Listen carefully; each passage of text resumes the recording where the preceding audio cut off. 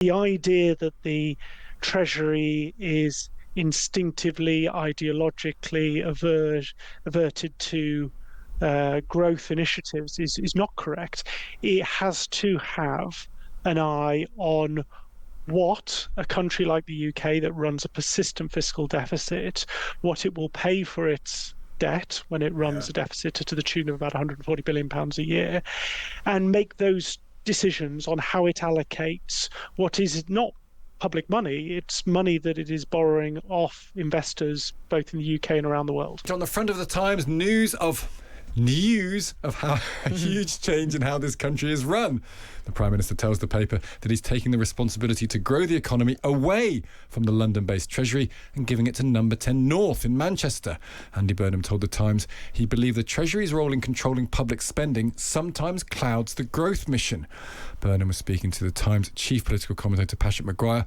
Patrick sent us this voice note just after the interview where the PM sketched out the beginning of this plan for Number 10 North to grow the economy.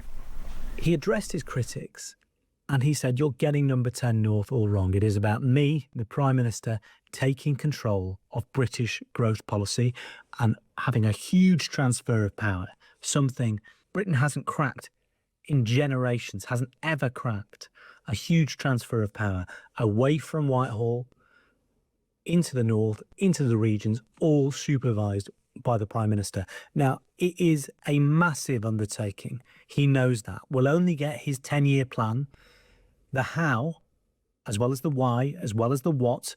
And he says he's nailed the critique, but we don't yet know. He doesn't yet know how exactly he'll achieve public control of energy, water, transport, housing.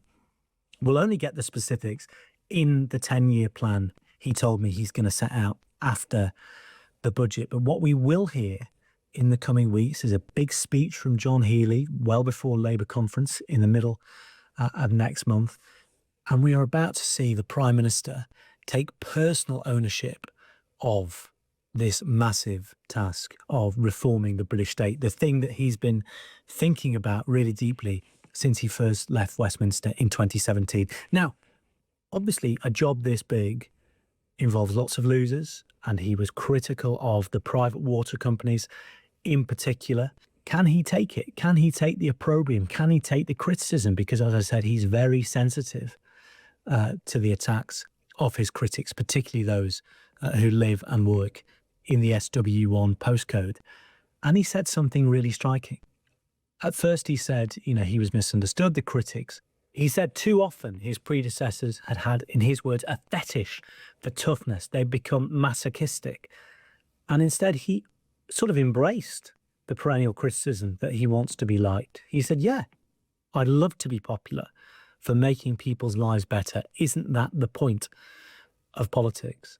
And that is the test. Andy Burnham, in my interview in The Times, has taken personal responsibility for growth policy, taking charge.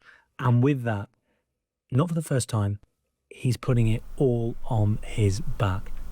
Yeah. So is he centralising power or devolving it? Is an interesting question that follows from that notion. How big a shift in Treasury power should this be? Would this be? Is it a good idea? Let's talk to Simon French, chief economist at Panmure Liberum and a Times columnist, joins us now. Simon, morning to you. Morning, Stig. Is this an accurate assessment of the problem that the Treasury basically is a computer says no department? It says no, no, no to any ideas that will involve more spending. So someone else, somewhere else in the machine, up north, in fact, should be saying yes, yes, yes in the name of growth. I think that's the wrong diagnosis of the problem. First of all, look, let's take the positives from this. A Prime Minister that cares about economic growth, not just rhetorically, but seems genuinely interested in the economic agenda, is a departure from where Sir Keir Starmer was, who didn't seem to devolve all responsibility of that to his Chancellor, Rachel Reeves. So that part of what Patrick has just said is encouraging. But the idea that the Treasury is instinctively, ideologically averted to growth initiatives is not correct. It has to have an eye on what a country like the UK that runs a persistent fiscal deficit, what it will pay for its debt when it runs a deficit to the tune of about £140 billion a year, and make those decisions on how it allocates what is not public money. It's money that it is borrowing off investors, both in the UK and around the world. And actually, any government policy has to be funded by the Treasury. So you could be having ideas for growth in Manchester, in Bangor, in Aberdeen, in Loughborough. It doesn't matter, because actually the people with the money is still going to be the Treasury.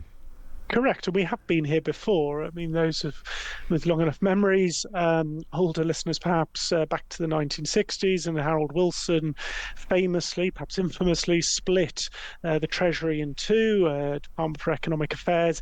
It lasted 5 years for just the reason that you describe, that you can't really separate the financing of public programs that are designed to stimulate investment and the economic agenda. So these two are intrinsically linked. They were brought together by the end of the 1960s and haven't been tried again since. I mean, we have some of very influential advisors close to Andy Burnham. Andy Haldane, the former chief economist of the Bank of England, has talked about a splitting of those two functions. I agree with Andy Haldane on a lot of things. On this one, I don't. I don't think you get better policy making. Ultimately, it comes down to whether political leaders are prepared to deal with the trade-offs inherent in policy making. And for too long on growth, they haven't.